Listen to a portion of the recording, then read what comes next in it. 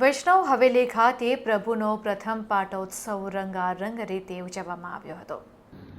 ચરોતર પંથકના પેટલાદ શહેરમાં 7 સ્વરૂપ વૈષ્ણવ હવેલી ખાતે પ્રભુનો પ્રથમ પાટોત્સવ નિમિત્તે બ્રહ્મ સંબંધ, શોભાયાત્રા, નંદ મહોત્સવ, વિવાહ ખેલના અલૌકિક મનોરથ પૂજ્ય શ્રી ડોક્ટર વાગીશ કુમારજી મહારાજ શ્રી, કાંકરોલી યુવરાજ પૂજ્ય શ્રી વેદાંત કુમારજી મહોદય શ્રીની મંગલમય ઉપસ્થિતિમાં યોજાયો, જે અંતર્ગત પૂજ્યશ્રીઓનું સામૈયા સ્વરૂપે પેટલાદ સર્કલ વૈષ્ણવ સૃષ્ટિ દ્વારા રંગે ચંગે સ્વાગત કરાયું હતું।